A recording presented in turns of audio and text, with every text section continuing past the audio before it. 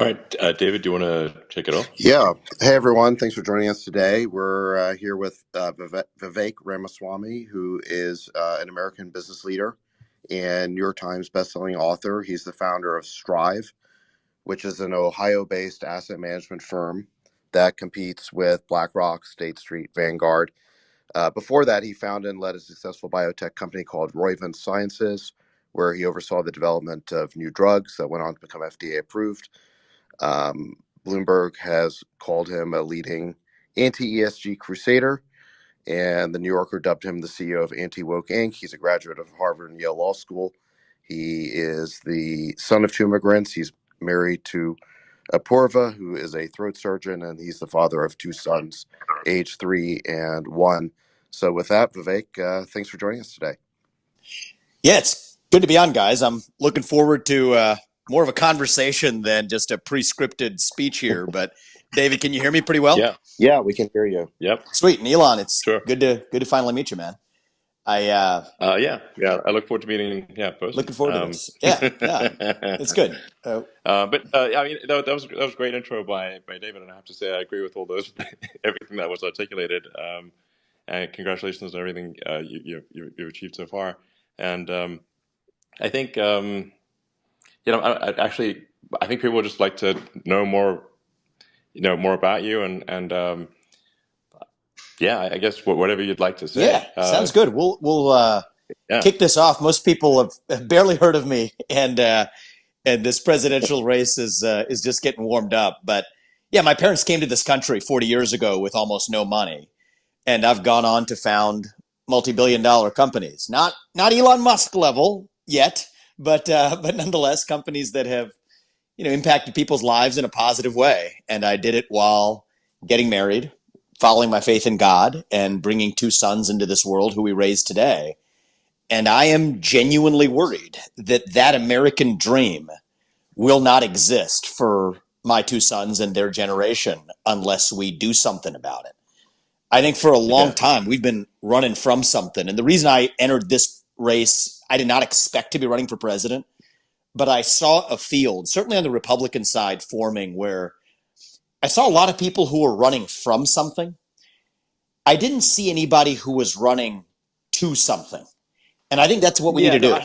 I think well, I think you've got a really sort of a point there in that, like, I think there's actually sometimes quite uh, a pessimism about the future, and with people like, well, I think this to some degree, like, well, what should we do? Mhm. Like, what is the good future?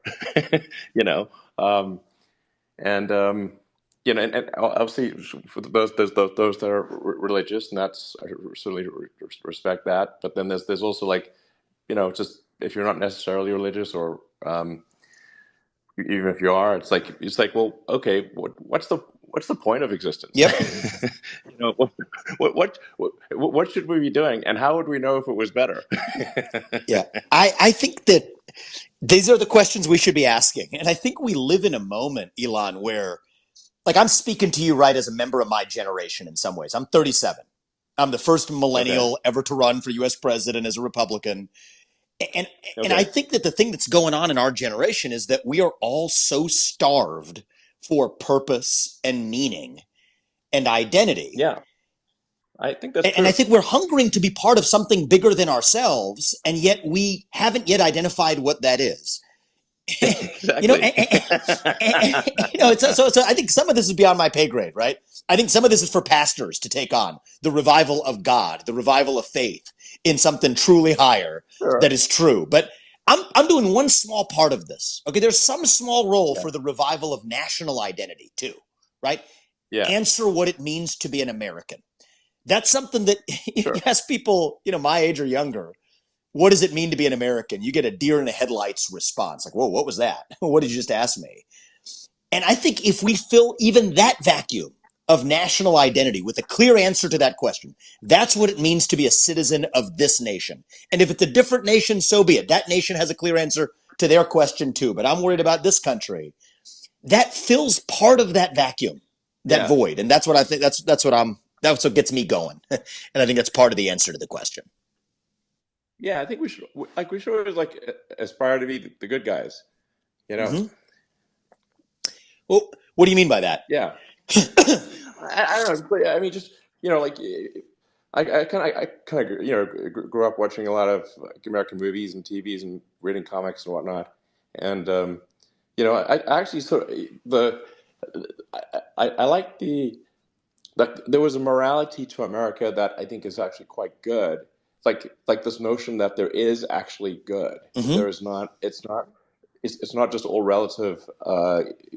Sort of a relative morality that there is good in the absolute, and that we should strive to be a good civilization, a good people that where we treat each other well and work hard and build great new things, and that seems like what we should be trying to do, and just trying to understand more about the nature of the universe and like our place in it, and where are we today. Like that's why I'm like a big fan of expanding the scope and scale of humanity, of expanding consciousness, and saying that civilization is a good thing, Mm-hmm. not a bad thing, and it's and really it's something we should further, um, and and ultimately be a multi-planet species like a spacefaring civilization, and make true the things that we've seen in science fiction. Let that not always be fiction. Mm. Um, so And yeah. see, Elon, I love that because I think that you and I are in some ways on a similar mission, but going in complementary but different directions, right? I think that there is such a thing as truth. There is such a thing as the good. And Well, we should, yes, I think if you say like this truth with acknowledged error, mhm, like is important. Which to say like we think this is true might be wrong. Generally speaking, I think is, but I think one can aspire to get closer to the truth. Yeah. absolutely. And what are the conditions that allow one to aspire to truth?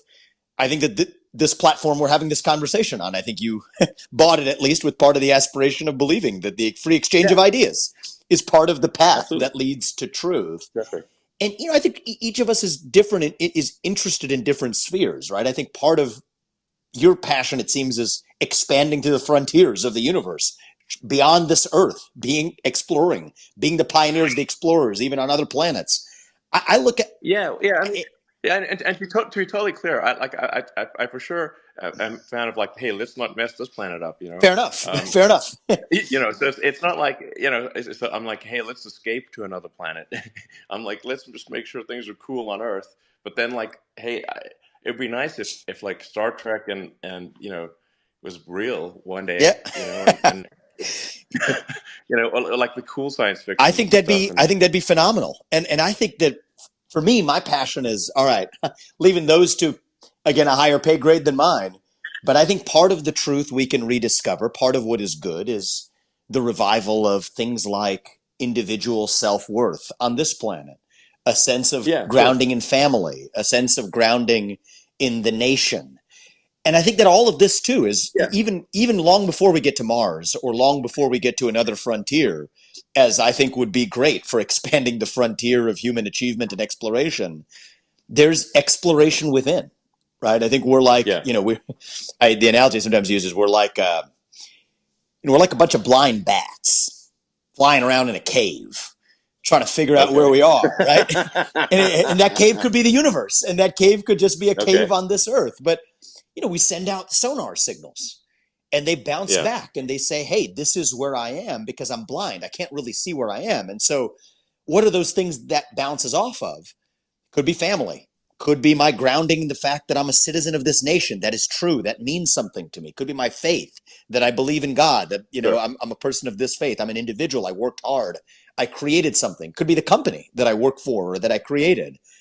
That bounces back and Yeah. tells me this is where I am. And so I think there's a lot of that to do at home. And I just think that our pursuits are in some ways complementary, Elon. But I think that we live in a moment where a lot of those other pillars right here at home on earth, even in the United States of America, even in central Iowa, where I am today, those pillars have disappeared. And I think part of what's Okay. happening is we send out these sonar signals and then nothing comes back and we're lost.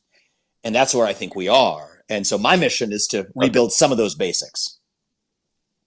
Okay. Well, I mean, I think we should definitely not lose like pride in America. Like we should be proud to be American, and I certainly am.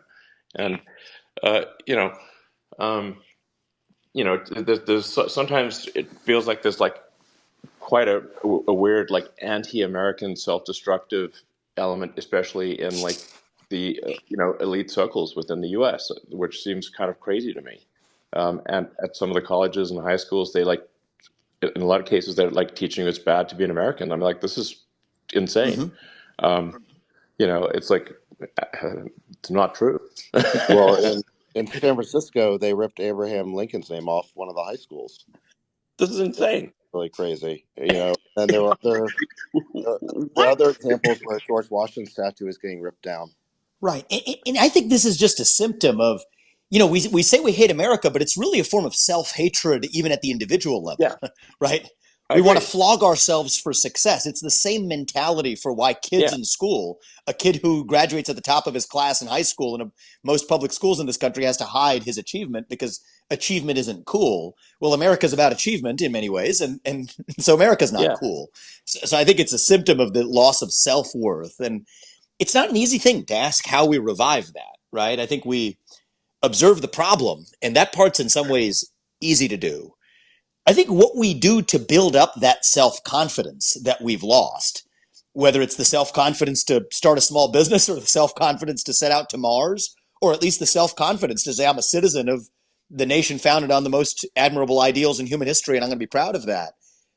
That ain't going to be easy. But I think that is the challenge that, whoever leads this country, and I'm aiming to be that person next, I think in the next 20 years, if we don't get this right, I don't think we're going to have a country of the same kind that we will be talking about American exceptionalism anymore. And I think that will be not just a loss for the United States of America, I think that will be a loss for the world because part of America's role in the world is to provide an example of what is possible when you have a country founded on those ideals. And once you start sure. apologizing for those ideals, I think that's going to be a permanent loss for history. And so, I have thoughts on this. Maybe you have thoughts on this too, but identifying the problem, I think we're all seeing it with clear eyes. What we do about it, I think, is going to be is a tougher question, and I have my views on it. But Elon, maybe you do too. Yeah, yeah. Stop this nonsense immediately, and castigate the educational system for teaching kids such nonsense. Um, like what the hell's going on? And like the donors to these universities and high schools and whatnot should be like rescinding their donations and saying, "What the hell are you guys doing?" Yeah, that's a Um, start. A big part of this is stop sending the federal government. stop sending Federal yeah government's a stop big sending those, problem too. those I mean, so you talk about those local yeah schools. What the heck are they doing? That comes from the U.S. Department of Education. So it's a little bit invisible to yeah a lot of people. It's not just the school boards that parents are happily now engaged in. The U.S. government says you don't get money from the federal government, which covers about 10% of public school budgets in this country, unless you adopt these toxic, self-hating, racial and gender ideologies. But it's broadly more of a national self-loathing ideology. And I think that, like okay. many things, this is So solvable. we're basically we're paying people to hate America. Yes, we are. That's the thing. Yes, we are. And I think that's And that's solvable. That piece of it's utter solvable. madness, and it needs to stop. Yeah. I mean, this is like we're just punching ourselves in the face here. I suggest we stop punching ourselves in the face. And this gets back to religion, Elon. You want to know why? Because it's like a self flogging, right? It's like wearing a hair shirt, right? This is a Yeah, sort of religious practice. People, engage in. This is an interesting feature of exists in certain Christian tradition, exists in certain Hindu traditions, exists in basically every major tradition in the world. Is there's some sect that does engage in a sort form of self flogging, and so I think what's happening here is we have a group of people in our country right now who are, again, hungry to be part of something bigger than themselves, have a hole the yeah, size of God in sure. their heart, and traditional religion or God doesn't fill it. They engage in a different kind of self flogging instead. I believe, by the way, Yeah, that's much of what the climate cult internationally is all about. Is a substitute for Yeah, well, religion and self-flogging. But I think the same goes for American self-hatred. it's a little It's complicated. complicated. I mean, I don't completely disagree with the climate stuff. We could go into that. You want to go into that a little bit? I think as an individual, I might have, as an individual, I think I might have done more to help with climate things than any other individual, by pretty big margin. And so sometimes people will bizarrely think I'm like right wing or something. I'm like, I've been like literally pouring blood, sweat, and tears next level into saving the environment. What are you talking about? This is so insane. Um, so I at least I perceive myself to be a moderate, and I aspire to be a moderate and reasonable, and not to take and like just to care about our fellow humans and further civilization, and I think part of it also is that the United States has been on top for such a long time. There's a certain complacency that results when you've been winning the United States really has been winning for so Yep. long, and it's like a pro sports team that has been winning for so long. You get a little Yep. complacent, Yep. and that's, I think we should be wary of that. We should not be complacent. And you start thinking like there aren't any external enemies. It's just like with ancient Rome. If Rome didn't have an external enemy, they would have civil wars. Yes. And so, in the absence of if you just perceive yourself to be essentially invulnerable, then internal conflict is a natural consequence of that, because there are no external enemies. Well, look, I think But that but in reality, there sort of are, or at least there are external competitors. Mhm. Um, and we're obviously facing a huge transition that's happening in the world today. Is obviously the rise of China, and the fact that the Chinese economy is probably going to be 2 to 3 times the size of the U.S. economy. This is really a big change, because for as long as anyone's been alive, the United States has had the biggest economy in the world. But if in the case of China, you simply said, assume a GDP per capita efficiency relative to the U.S. of 70%, that would be roughly equivalent to 1 billion people in the U.S., or 3 times our current population. So the probability is like really, China's going to, we will be in a rather odd situation that no one actually can even remember, where there is an economy twice our size. Yeah, so Um, I think that's correct on the trajectories. I think there's a couple points in there, Elon, really important points that are actually encouraging for the United States, oddly enough. One was your point about the fact that our success bred our entitlement, right? yeah, Success, it's it's inevitable. inevitable. This is just It, history, right? yeah, Success breeds entitlement, yes, yes. and It's normal. It's a human it's a thing. human thing. And then entitlement breeds laziness. And then, of course, Yeah, victimhood culture follows, because victimhood yeah, vindicates laziness. And you saw this in Rome, too. And so I appreciate the ancient Roman Empire analogy. Actually, my second book was all about exploring whether or not we are at the equivalent of the end of the Roman Empire. yeah. And Which we should be worried I think we about, should by be the way. talking about it. We should be talking about it. So Yeah. I had took a dark turn during that book, midway through Nation of Victims, and halfway through the book, I concluded that actually we should be so lucky as to be Rome, because Rome lasted a couple thousand Yeah. years, right? If you include the second Right. half, True. and we Yeah. might be more like Carthage, which only lasted a few hundred. Yeah. But Well, actually, Roger it Clemens was depends. for quite a long time, but definitely got short circuited there by Yes, it Rome. did. It did.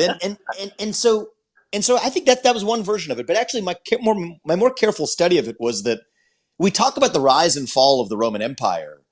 It turns out Yeah. there were many rises and many falls. Actually, Yeah. there Sure. was no one Yeah. rise and one fall. And I kind of see the rise of this American experiment the same way. I think there will be many rises and there will be many falls, but I don't think we're done with this ball game yet. I think we are still Sure. we still can be in our ascent. And so just the Yeah. arithmetic of it, Elon, Yeah. you're right. If you extrapolate the existing GDP growth rate curves and linearly play them out on a compounding rate, it's exactly what you said for China in relation to the US. That is a big part of the reason why leading the country as US president, one of the core things I've prioritized is actually making GDP growth a metric that we actually care about in this country. And, Sure. in some ways, I'd rather measure Well, economic prosperity yeah. than some other metric that we've chosen, carbon emissions or whatever the metric of the day may be. Let's actually choose the one that better tracks the prosperity and might of our country over the next 50 years. And I think it's actually going to be more achievable than we've made it out to be.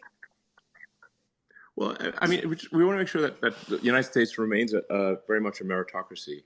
Um, that is a function of someone's skill and hard work that results in their success, and that we do not have any sort of an entrenched, um, you know, rich class, effectively.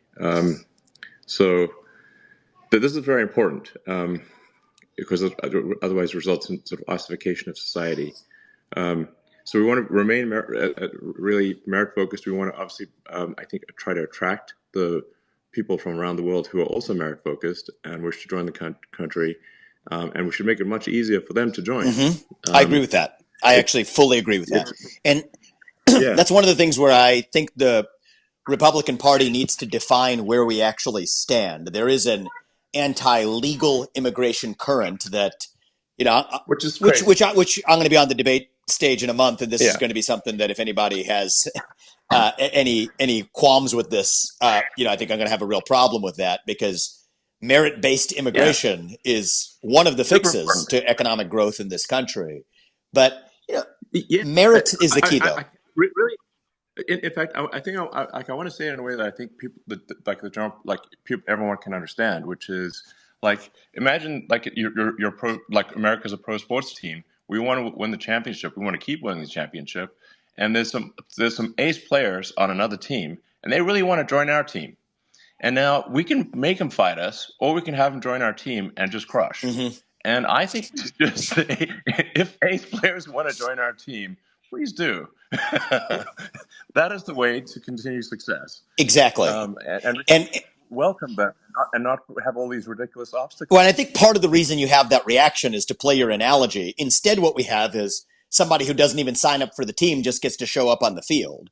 And that's what we have Yeah, now, which creates a backlash from the existing team members to say we don't want any sure. more. When in fact, what we should be saying is we want the best ones who come and follow the process for actually training and joining the team. And that's what I think merit based legal immigration ought to be about. But, I do think that this is achievable, right? I think that if you view it, even if you play the Roman analogy, right, just to think about this in the Yeah, big arc of history, if you count the eastern half, it's 2,000 years. And in yeah, that case, here's what I think is going on is as a nation, we're not at the end of the Roman Empire. We're really just a little young, actually, going through our sure. own version of adolescence, figuring out who we're going to be when we grow up. And then when you view it through that lens, Elon, kind of takes the temperature down a little bit where, yes, we're going through this identity crisis. Yes, we're going through this national self flogging, a self loathing, the kind that most people, including me, certainly did experience a little bit when going through adolescence.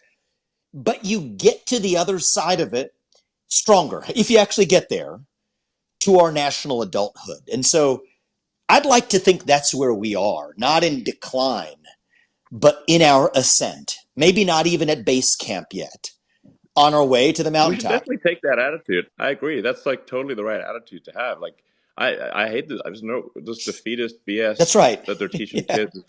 That needs to stop. That's why I'm saying like funders should revoke funding from schools that teach this nonsense, and a lot of it is happening. Um, so that's people donors are unaware of, and they should just go, hey, go pay attention to where your money's doing, and it's doing some very foolish things, and revoke funding. If they keep teaching, kids that America is somehow evil, which is Well, insane. it's donors, Um, Elon. It's school people, donors to schools. It's also, frankly, people who don't know this. I know you know this, but many people don't. Is their own retirement accounts are causing corporate America to adopt the same yeah, philosophy too, right? Voting for yeah, I think, equity audits yeah, at a corporate board is in some ways a yeah, manifestation of that same philosophy. And what we don't know is our yeah. own money is being used to do it, be it taxpayer money or 401k money. And so some of this is easily That's solvable. exactly what's happening. Yes, I mean, there's a fundamental governance issue that you've highlighted here, where because I think it's roughly half the stock market are passive or index funds, meaning they're just following, an index or something. Um, and these will be at Fidelity, BlackRock, T. Rowe, all the normal sort of retirement Right. places. Um, but those votes are then outsourced to usually one of two organizations, Mm-hmm. Institutional Shareholder Services, who I sometimes call the ISIS. Um, It's about um, it's about the right use case. I always wondered what the difference was between ISIL and ISIS. Now I know which one's ISIS. That's good. Yeah. Yes, sometimes they behave like corporate ISIS, and then there's Yep. Glass Lewis.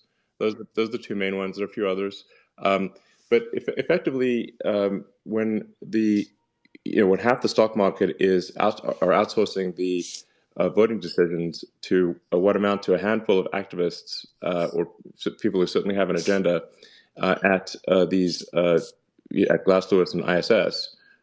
You've essentially got a handful of people voting half of the public stock market. And Elon, you were aware of my last company before running for president, or you Strive. I mean, this was my whole premise, right? Taking this on. Okay. So I started it. I mean, my bigger company that I founded is a biotech company. Got a bunch of medicines that are FDA approved, but this is a different adventure. Last August, and actually our mutual friend Peter was one of the backers of the company to help get it off the ground, but was an index fund provider actually, which created index Okay. funds, where the premise of the index funds was that you actually vote according to whatever maximizes value by providing Yeah. excellent products Yeah. and services, by literally not saying that you're going to divest from certain companies or invest in others. Many people play that game, but to say, no, it's the same passive exposure. Oh, and then by the way, there's a separate arm of it that does proxy voting on behalf of people who don't want to be stuck Yeah. with the duopoly. And so I believe, Right. all else equal, I want to see the government stay out of this as minimally as they can to solve these problems. This should be solved through the market. People gravitated to it, Yeah. got off the Well, ground pretty quickly, but it's going to yeah. require seeing these complicated challenges, which are different than the classical threats to liberty or culture that we saw half a century ago. Yeah, well, I think like fundamentally here, the public is being misled, Mm-hmm. and they don't realize they're being misled in that they've given their savings to these 401k plans and these index funds, and that's what really constitutes half the market. And they're on the assumption that that the way that those shares will be voted is in the shareholder interest that will maximize their ultimate return and have the best sort of retirement savings and that kind of thing. But actually, that is not what is occurring. Mm-hmm. In fact, the votes are in many cases contrary to the shareholders' Oh, they're interests, directly and the public contrary does. to them. So I'll give you two funny Yeah, examples. but the public doesn't know this. It's totally It comes as invisible. a huge shock to the It's public. totally Yeah, invisible. So I mean, this has been. I've tried my best. I wrote 2 books in the last couple of years about it, but it's their technical subjects. And the thing I've realized is it yeah, is designed to be technical for a reason, and that says a lot about why we see technocratic abbreviations like ESG. It sounds boring, yeah, CBDC, whatever it is. It's designed to sound boring for a reason. Is we want to make it difficult for people to see the way in which their own investment accounts, say, are weaponized against their own best interests. On that particular case, Elon, this is probably, I think I'm an antitrust skeptic mostly, but if you believe in yeah, antitrust law, this is arguably the largest antitrust violation in human history, of the same three firms being the largest shareholders of major competitors and of each other at the same time, yeah, using their votes in a coordinated dogma as a signatory of the same social commitments because the same pension funds are interested in them or invested in them. But the real question is, yeah. No, I think all those like BlackRock, Fidelity, T. Rowe all need to be like, hey, look, the votes are going to be to maximize shareholder value, not for some random sort of work or other agenda that these outsourced shareholder services companies are promoting, which is that's basically what I'm saying is like, T. Rowe, BlackRock, Fidelity, they're breaking the deal that's right, with their customers. they are. Okay, they're breaking the deal because the deal is and the deal is maximize shareholder value. The deal is not go make a bunch of social changes. That's right. And you know what they say now, of course. So I always believe in getting the best arguments for the other side on the table. So they'll say, no, you don't understand. This is maximizing value. It's about long run value rather than short run value. And we understand that more diverse Yeah, that's teams, of BS. course, it's BS. We got to cut through it. And Yeah. so the funniest thing is, like, take Apple, right? Your friend Tim over there is, Sure. so Sure. Sure. so Apple. So there's this proposal. This is a funny story, actually. So there's a group that puts up this proposal for a racial equity audit at Apple. Okay. Okay, it's like they own All like two right. shares, and it's like nonprofit group. And so Apple's board, Yeah. of course, rather sensibly says, "Hell no, we." Meritocracy is part of what our hiring philosophy is for our engineering talent. So no thank you to the racial equity audit. And then what happens is, though, that random proposal, guess who votes for it? BlackRock votes for it. State Street votes for it. A bunch of other financial institutions vote for it. So many Yeah. that it gets over 50% shareholder support. But then Apple, Yes. to avoid embarrassment, the board says, "Oh, no, no, just kidding, guys. This is about long run value maximization." So then now if somebody new shows up at the table, right? So Strive, say the firm I've founded, right? The experience that we had was, you'll then show up at the very company that even 2 years before was saying hell no to this nonsense, because they've been forced to bend the knee and been chastened, and in their sense and experience of it, publicly shamed by it.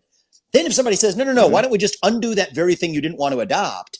What they say is, no, no, no, no. This is now about, they've been almost with the ardence of the converted. This is about long run Yeah. value maximization, perpetuating that culture of Well, self-flogging. And so that's where the frontier of the yeah. ESG debate is right now, is behind this farce of Well, long runism, which is really just that. It's a farce, but we have to be able to cut through it with reality. it's false. Yeah. It's false. Yeah. And obviously, I'm very pro environment. It's hard to get more pro environment than me.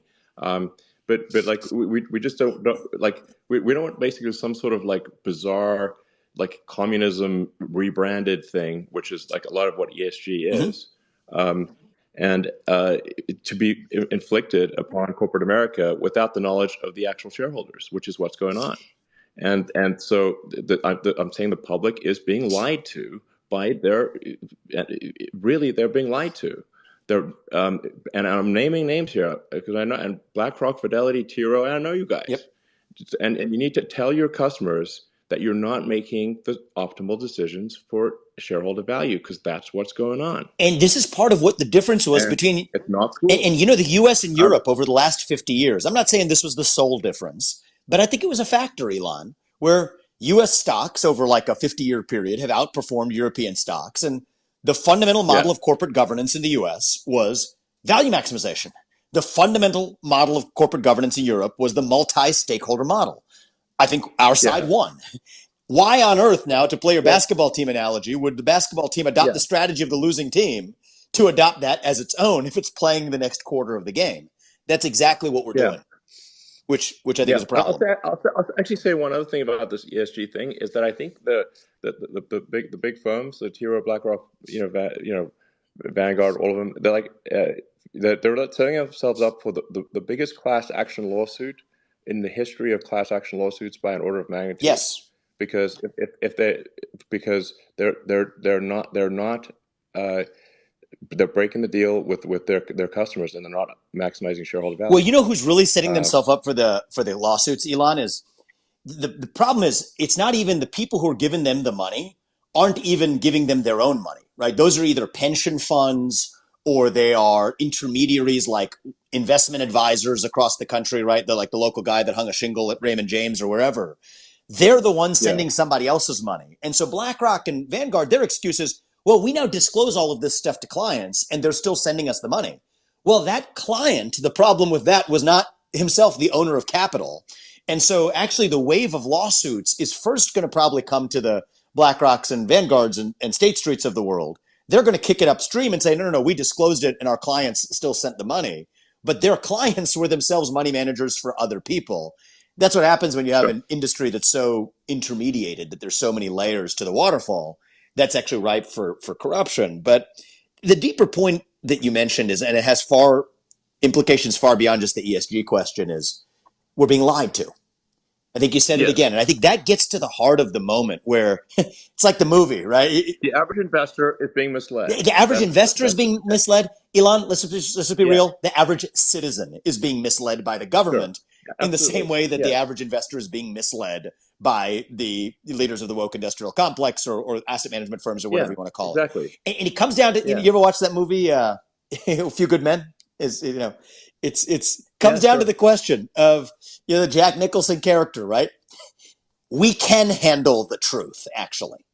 And I think Uh-huh. that is the moment we're in as Americans. We can handle the truth of where a virus came from, Yeah. or whether masks work, or whether vaccines have Yeah. side effects, or whether a Hunter Biden laptop Yeah. story was real, or whether you're using Oh my man. money, right? We can Yeah. handle the truth. And that's the moment we Yeah. live in. And that's the American, I mean, that was the American Revolution, actually, because the old world vision was that we, the people, could not handle the truth. We could not be trusted. It had to be a small group of Hmm. people in the back of palace halls that made the decisions for the rest of society at large. But on this side of the pond in 1776, we said that, you know what? No, we reject that. Sometimes we might get it wrong. Sometimes we might get it right. But for better or worse, we, the people, decide how we govern ourselves. That was what the Yeah. American Revolution was about. And Yeah. unlike you, Elon, I'm not a moderate. Actually, I don't like those labels. I don't use those labels. But because the Sure. American ideals are kind of extreme, actually, right? Free speech. I don't think you're a moderate either, but I don't view this as a partisan exercise. My whole point is the American Sure. ideals are themselves rather extreme ideals, right? Free speech, self governance, the fact that we, the people, can handle the truth. That's extreme for most of human history. It was done the other way for most of human history. But that extreme set of ideals, that is what unites us. That is what makes us American. That is what makes us great. That is what makes America itself. And in some ways, I think that's actually how I think we're more likely, Elon, to get to national unity in this country is actually Okay. not by necessarily saying we're going to, compromise at the 50-yard line, hold hands and sing kumbaya and compromise. I actually think it is by being, in some measure, uncompromising about the ideals that unite us. And yes, those are Okay. extreme ideals, but that's cool. That's America. That's us. And I think that's the moment we live in is do we want incremental reform, which a lot of politicians are claiming to offer, including in this race that I'm running in, a Republican primary? Or in some sense, do you want the American Revolution, the ideals of the American Revolution? And Yeah. I stand on the side of the American Revolution, and I think that's actually our last best chance of uniting and rediscovering who we are, and we should be proud of it. I agree. So it's important to not fall into the trap of thinking that all these solutions are going to come from government, right? I mean, the things you're doing, working on a given day, Yeah. right? What you're Well, doing with X right now. generally speaking, I mean, generally speaking, I think we want the government percentage of the economy to be smaller rather than larger, just because the government is really a corporation in the limit. Um, so sometimes people think the government is different from a corporation, but it's really just the government is a corporation in the limit. It is the most corporation, um, and it's got a monopoly on violence.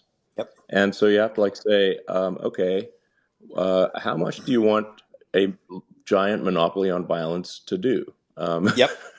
you know, not that much, less, generally, Mm-hmm. not more.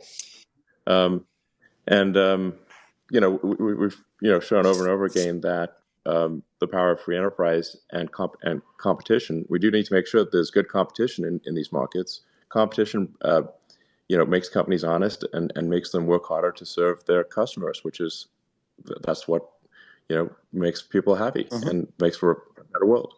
Um, if you wouldn't want to have just like one car company, or No. one airline. No. Um, you want them to compete and that's what makes things better and have that across the board. So whenever something moves to the government, the important then it's like saying, okay, now we've got rid of competition, and the feedback loop for improvement is very small, and so the same person in government or in private industry, they're going to be is far more productive in private industry. Um, Yep. so we just want to make sure our personnel allocation is towards that which is most productive, yields the best standard of living for the people. And by the way, I'm totally down to take questions. I'm actually a very bad co-host of this is actually the first spaces that I have been a host of. So that's Okay. actually, I don't know how to take it, but if Well, you the guys, the you or Sax want to conversation, take questions, yeah, the go conversation's for been it. going so well. I've just been trying to stay out of it and let you guys talk. Well, we had a good So one, Sax, on All In. I like that, yeah, and that's right. actually, we didn't. We left off on Ukraine last when you and I spoke, Well, but I'm speaking happy to of go wherever you guys want. yeah, and by the way, everyone should check out the last pod that we did, the All In pod, we did 2 hours with Vivek about a week and a half ago. So everyone should check that out. But speaking of truths the public can't handle, I'm seeing on Twitter, reported by Michael Tracy, and Glenn Greenwald retweeted him, that the Senate just voted down having an accountant for Ukraine. They call it an inspector general. That's Why? basically a fancy Why? term for an accountant. Exactly. We can handle the truth. We can handle the truth that our money was siphoned to play a bunch of Ukrainian corrupt people, including the government bills. A lot of people, Elon, in terms of our money, not knowing how our Yeah. money is being used. Here's another one. People in the U.S. don't know this, but our taxpayer money is literally paying the salaries of the people who work for the Ukrainian government. And if we're going Okay. to do it, let's at least see it, right? Let's at least Yeah. be able to account for it and see the That sounds. dollars. Yeah. We But should. I mean, we should. Yeah. I mean, like I think I believe in supporting Ukraine, but we're just. Yeah. We want to know that the money is actually going to help the so people of why? Ukraine, Why, Elon? and Can I ask you that? it's not. We just want to make sure. Are we enriching a handful of oligarchs, or are we Yep. actually helping the people of Ukraine? And we just need to make sure we're actually helping the people of Ukraine as much as possible. I think I wouldn't even say it as like some impossible standard for like no corruption, because I think we have some corruption even in the U.S. So it can't be like no corruption, but let's just like say like what percentage is going to like a warlord versus the people, Mm-hmm. and the people should get most of it. Well. Speaking of warlords, though, and I would love to hear your perspective, Elon, which I respect, but I haven't heard it on this issue, on why you think it's important for us to be there. You talk about the word warlords. I think the way this is going to end, and possibly like in the next 12 months, is it's not going to end well for Ukraine. All that money we poured in is much of it in the form of military equipment that's going to end up in the hand of some post Zelensky warlord. And then we Hmm. have exactly a repetition of exactly what we did when we armed the Mujahideen after the USSR invaded Afghanistan. We've seen this movie time and again. And I'm a little bit worried that, among other reasons why I personally do not come down on the side of support the U.S. supporting Ukraine, which we can go into. As a practical matter, I think that is where we're currently on track to head. Is about 200 billion of military equipment ending up in somebody's hands who we have no idea who that really is, and we're only going to find out after the fact, like we have so many times in the last 50 years of failed interventionist strategy. But I'd Right. actually open-mindedly Well, curious what your perspective is on this. well, Yeah. can I Sure. just Yeah. remind everyone that Elon posted a poll on Ukraine. I think this was in September of last year. It was about Yes. 9 months ago, and it was Exactly. basically a peace proposal, which proposed peace on the following terms. It was roughly that Ukraine would remain neutral, which is to say it wouldn't join NATO or any other military alliance, and the territories of Crimea and Donbass would be decided by the right of self-determination, basically to hold free and fair elections Yeah. arbitrated Internationally by. supervised. Internationally supervised Exactly. elections. Yeah. So the people of those territories would decide.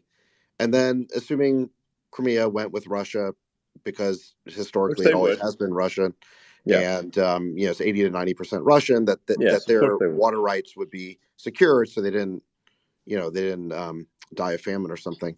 And Yeah. that was basically the peace proposal, and it was massively shouted down on Twitter, including by no less a person than Zelensky himself, who said that this was a pro-Russian proposal.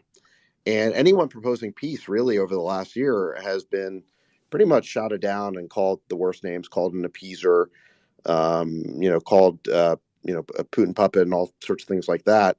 When really we just wanted to figure out a amicable or a reasonable compromise to the situation. And about 60% of the people voted against the peace proposal. But now, if you look at the situation, what we're getting is not better. It's much worse. Yes, It, Mm-hmm. it's gonna get worse from here, not better. Exactly.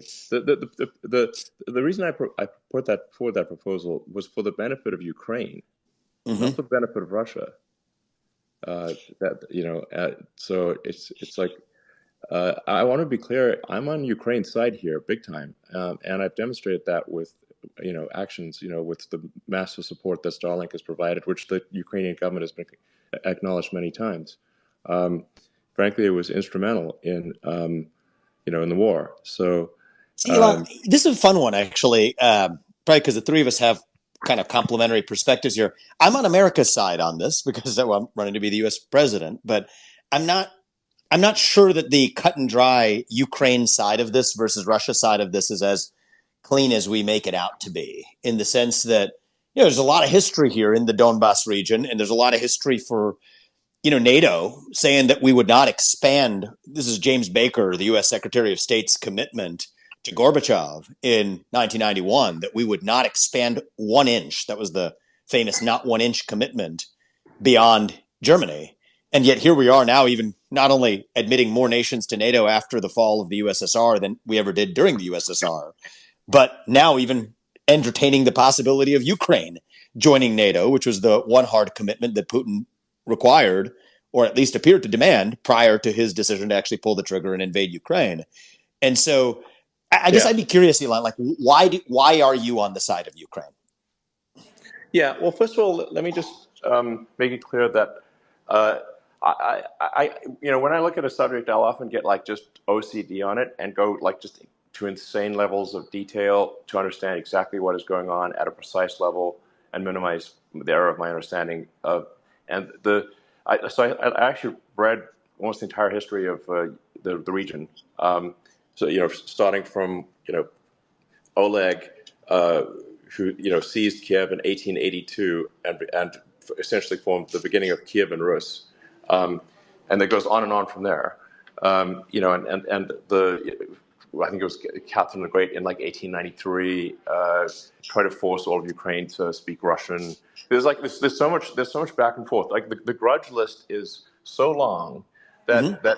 if it would take hours to just even summarize the grudge list. So the thing is that people in Ukraine and Russia can find a million reasons to hate the other side, if you just look at the history. So this is why the Christian principle of turn the other cheek is a very wise one, because if you do not ultimately forgive your enemy, you're stuck in a cycle of retribution forever.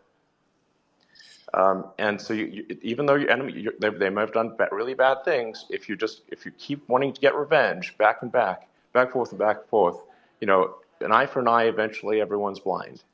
So that's why there has to be forgiveness, and there has to be some realism, and we need to also look at Ukraine and Russia not as Russia is pure devil and Ukraine is pure angel. There are no angels in war. Mm-hmm. Neither side. There have been terrible things done by both sides, of course. Now, And on balance, I think obviously I support Ukraine, but I think there's if we have to be realistic about what's going forward, and we as we speak, the flower of Ukrainian youth is dying in trenches. mm-hmm. So there Mm-hmm. better be a damn good reason for that. It actually needs to matter. Why are these boys dying? For what? And that's a good question we haven't ourselves answered. And to the point about forgiveness, Elon, and I thought it was actually beautifully just said about the endless list of grievances. It's very complicated and depends on where you start the plot and where you end the plot, depending on what you see. Is the U.S. So the thing that bothers the heck out of me is that I think it was in April of the first year of the war, in April of 2022, Zelensky was ready to come to the table for peace negotiations. And Boris Johnson, because he was facing his own, Partygate thing, appeared to want to deflect attention from that and shows up. And then the US convinces Zelensky to fight on by saying, no, no, no, we're going to arm you. And I think that was actually the real mistake, because I don't think that Putin's goal so much is to conquer Ukraine. He's not even going after Kyiv, right? He's much more focused on Kharkiv No, and the Donbass region. And so I think we've made this worse, is my concern, actually, relative to the two nations just working it out amongst themselves. yes. And The thing is, like, as you progress further westward, the local support for Russia drops exponentially. So obviously, for Ukrainian speakers, they're generally going to be very anti-Russian, but I think most of the Russian speakers are actually pro-Russian, and it's hard to believe that when you read American media. Um, Yes. So, and it's also, it's not true that all Russians are evil. This is false. We should stop, and we should, and we should, we should be also sad that there are Russian boys dying in those trenches, not just that there are Ukrainian boys, because do they want to actually be there either? Neither. Why are these young men dying because of disagreements among old men? Mm-hmm. Why? And there's in trench warfare where only a few miles are exchanged. At what price? How many lives per mile ultimately is Mm-hmm. it worth? Mm-hmm. And I think that the reality is for the U.S. I mean, Russia has more of a national interest at stake here than the U.S. does. China's also coming to Russia's aid. That there's no version of this that is, I'm not looking at this from a view from nowhere. I'm looking at this from a U.S. view because that's the hat I wear here.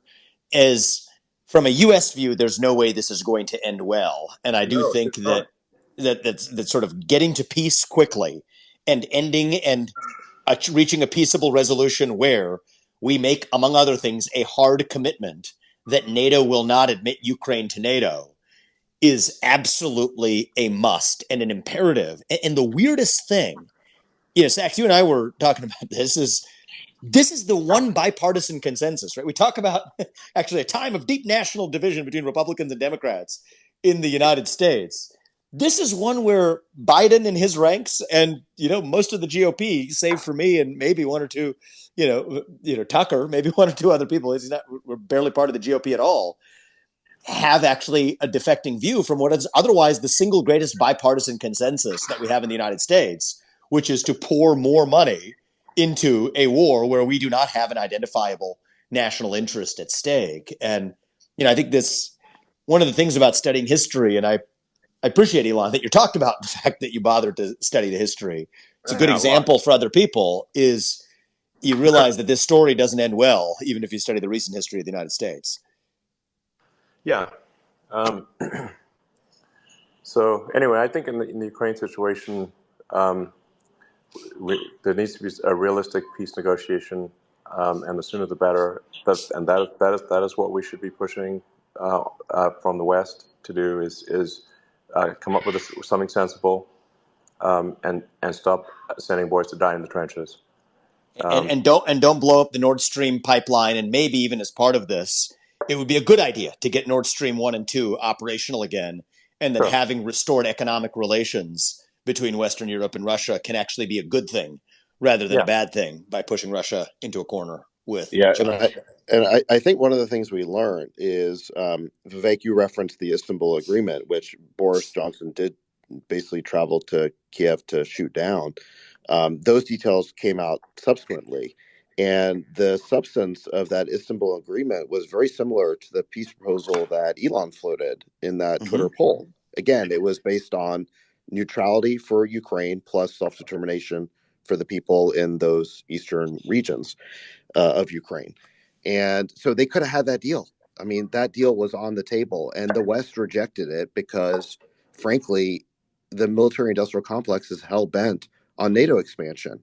It has been our central policy, like you mentioned, going back to the 90s when we broke our pledge to Gorbachev not to expand NATO, that NATO expansion is absolutely the policy of the US and the West, and they are hell bent on this expansion. And that is why we have rejected every proposal, both before the war and after the start of the war.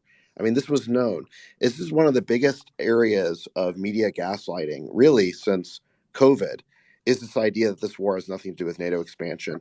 In every conversation, diplomatic conversation that we've had with the Russians, this has been the central issue for them, is that they do not want what they regard as a hostile military alliance directly on their most vulnerable border with troops, weapons, bases, biolabs, nuclear weapons, even you name it. That is completely unacceptable to them.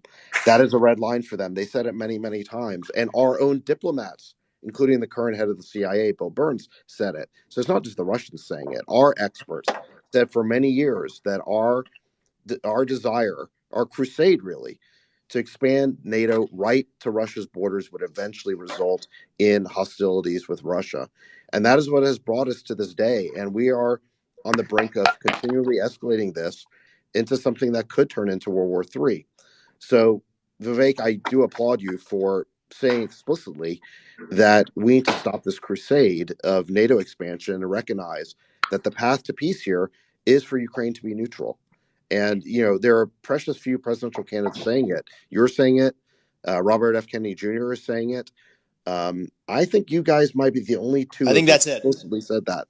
That's Yeah. it. That's the whole ball game So right there. I really applaud you for that. And we have to stop the gaslighting on this subject. This was known, it was said by experts for decades. And now we're pretending like NATO has nothing to do with this conflict. It really does. And you just saw that at Vilnius again. So, we need to get the truth out there that that is a major component of the root of this conflict and this war, and therefore it's going to be an essential component to the solution. And we're never going to have peace without it. It's there's an interesting deeper line to connect, because I think this relates to a separate issue here that we all three of us care about. Certainly, is free speech in this country, and it's not just the threats to free speech from the government. And I loved the Twitter files. And by the way, Elon and I have said that when I'm in the White House, or if I fortunately get there in a year and a half or whatever, we'll do the state action files, which is Yeah. the other side of this, which is Sure. anytime a government official has pressured any company, not just Twitter, any company in the last 5 years at least, we will Yeah. publish it, at least for the public to see. Yeah. But it's not just the governmental censorship; it's sort of this cultural censorship on Ukraine. When I say the things that Zach's just said, right, which is literally talking about NATO expansionism, I mean, what are our objectives here? To expand NATO in violation of prior commitments we made. The feel that I get, right, just the the ethos of it, it feels a lot like when those of us who said it said that the virus likely originated in a lab in Wuhan Yeah. in mid 2020. There's something about it that it's sort of beyond the pale to accept.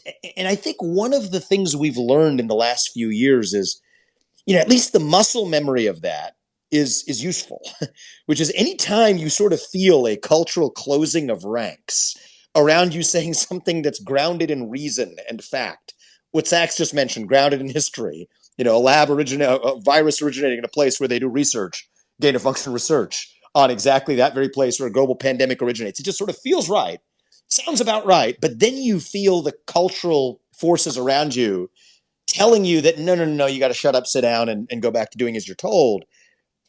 I think those are actually some of the most important questions for us to actually double and triple click on and actually get to the bottom of it. And in some ways, there's many issues around the world that the U.S. Yeah. I think has views on, but that's part of what's drawn me to this issue even Yeah. more, is the cultural closing of ranks on this question. Yeah, I think there's also just there's people somewhat overestimate how much ground Russia can take if there's not without support of the local population. So in the case of Donbass and Crimea, there was significant support from the local population, so they were able to make significant progress. This is obviously not true of Yep. Western Ukraine.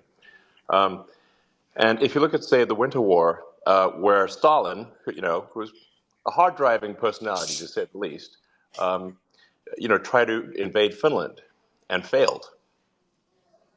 Okay. So, Yep. like when you have severe resistance from the local population and basically everyone's against you, the entire population is the army. Mm-hmm. So then you're like, oh, we've got a 300,000 person army. Well, they've got a 2 million person army because the entire population's opposed to it. You will not make progress in that situation. This notion that Russia can just steamroll in these countries is false. That's right. Yeah. Or that they would have a desire to. I mean, take Poland, who, Yeah. unlike the rest of NATO, actually pays for their own defense. There's no reason why Russia would have to go after Poland if we've actually reached a peace treaty that's backstopped by interests of the U.S. And so, I do think that I do think it's Zelensky. I think is betraying, I think, Ukraine's long run interests I based agree. on the short run To be here. totally frank, I think so. It's gone to his head.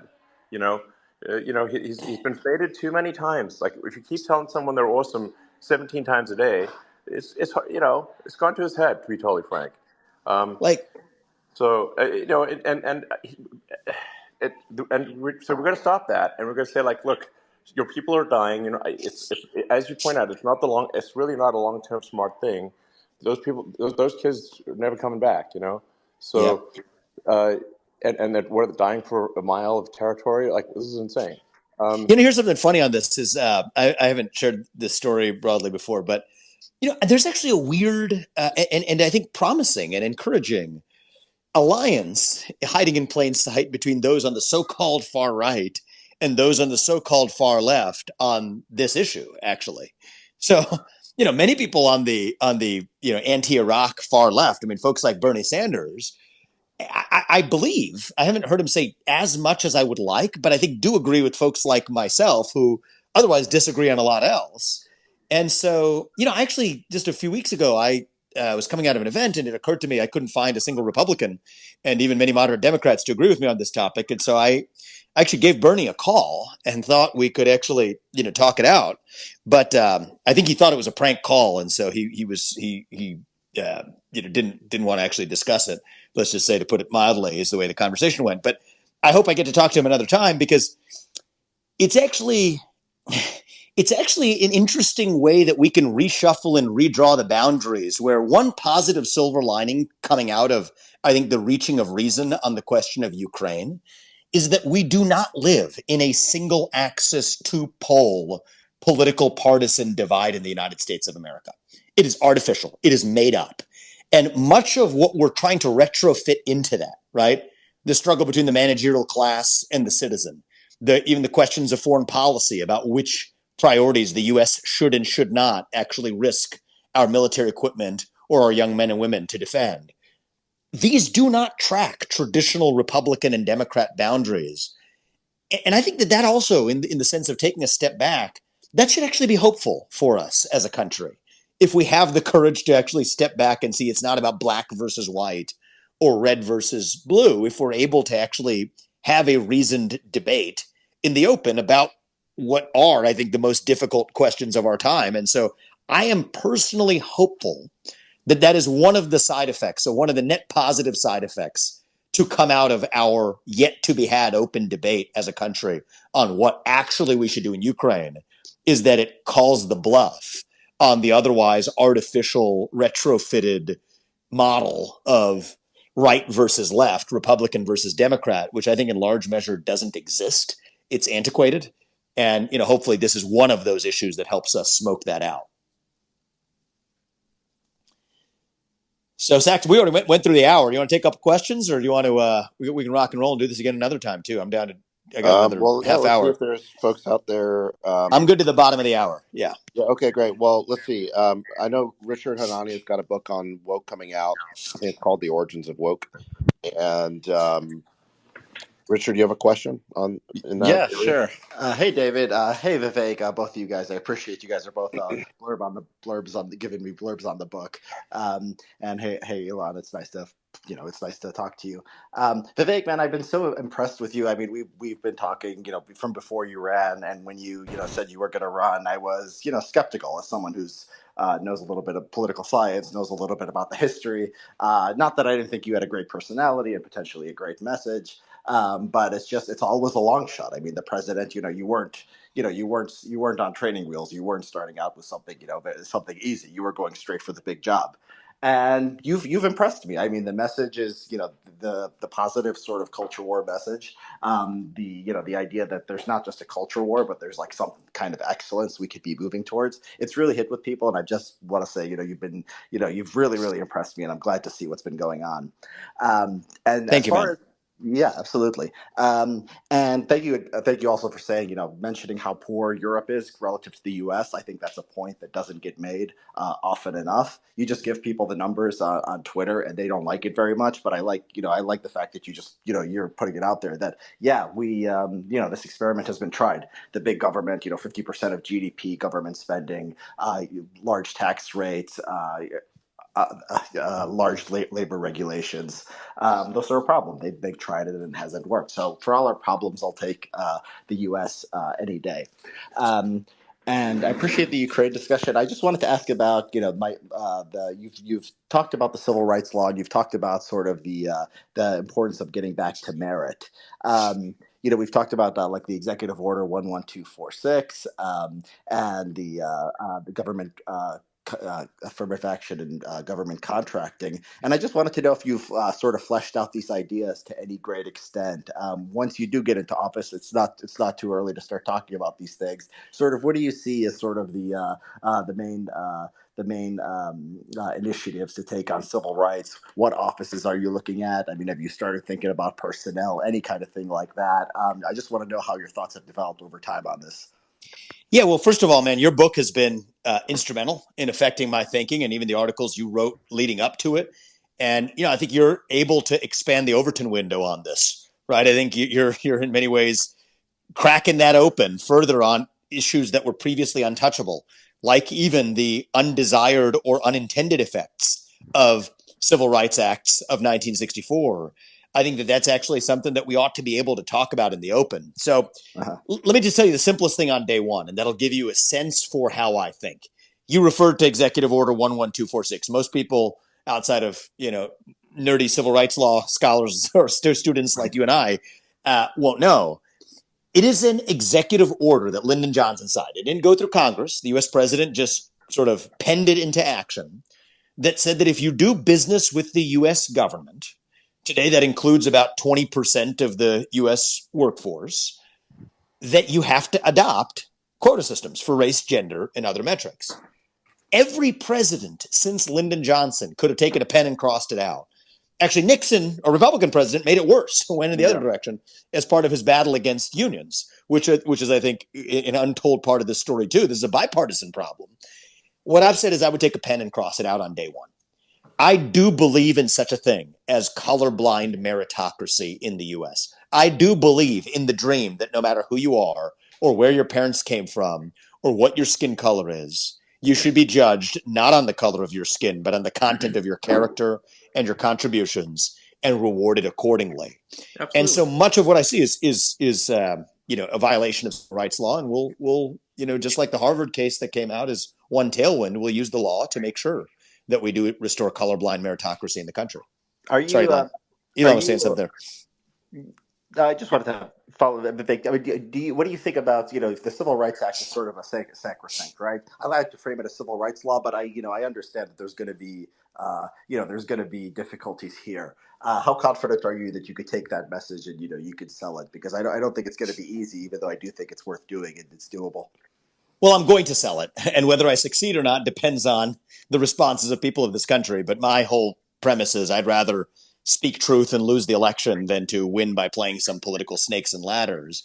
So far, it's been working. It got me from zero to third in the polls or Yeah, wherever you're we are you're now. nipping, you're nipping on DeSantis's heels, man. I've seen the polls. It's pretty But we'll incredible. see. I'm not attached to a particular result. I'm attached to the truth. And my view is, look, I actually pushed. I might as well just share this with people. I pushed Trump's people on this, right? I asked them why they didn't just take a pen and cross it out, and what they said is that was a political hill they didn't want to die on.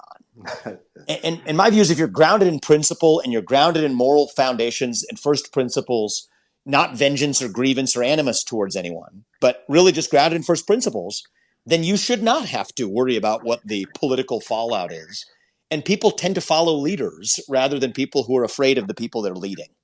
And, my bet is, Richard, I think we're going to be successful. I think a lot of the jurisprudence of so-called hostile work environment lawsuits, somehow non-discrimination on the basis of race or gender became interpreted to say you can't create a hostile work environment, which means you say things that people disagree with, or else you're violating the civil rights laws. No, I don't think that's the way it was supposed to work. I say this tongue in cheek as a Hindu, but as an expression, there are no sacred cows here for me. Not when it comes to the U.S. laws, at least. I think we have to go to the matter, and I do think that there were many unintended consequences where even if the people who voted for the Civil Rights Acts then knew that they were being applied the way they are today, I think they'd be shuddering, and I think we have to at least take Totally. that history into account. Exactly. Yes. Um, we're actually violating the spirit of those who put the laws in. Yeah. Yeah, I mean, Insane. there's a Insane. great story. I mean, in the book, I go over this a little bit about the original intent of the Civil Rights Act. I mean, they put a provision right in there. They were worried about disparate impact. They were worried, oh, what if somebody has a test and somebody does better than someone else? One race does better than the other. Is that going to be illegal? It came up because in Illinois they had a kind of a version of the Civil Rights Act, and they went after Motorola for this. And they actually put a provision into the Civil Rights Act specifically so this would not happen. The New York Times editorialized against disparate impact. Everyone thought that this was a ridiculous concept. You can look at the some of the senators who voted on the bill said things like, you can still have if whites have more education than blacks and your workforce is all whites, you can set the standard as high as you want. It doesn't matter as long as you're hiring by merit. I mean, the historical record is absolutely clear. You look at the court cases that have ruled on this; they basically ignored that historical record. They've torn it up. We've got a good Supreme Court now that's willing to move us in a better direction on these matters. So yeah, you're absolutely right. I mean, the history here is crystal clear. In the legal specifics to one side, I mean, I try not to get too angry about this stuff because I want to just stay focused on what we're running to. It's interesting. Even America, right? The word. Not a lot of people know this. It was, it's. I was on a quest to say, does it have anything to do with merit? It sounds like it. Merit, America, and it turns out merit comes from a Latin root, and America comes from Amerigo Vespucci, who was named after his grandfather, whose name was Amalric. Okay. Amalric is an old Gothic word. Rick means master, and Amal means work. Okay.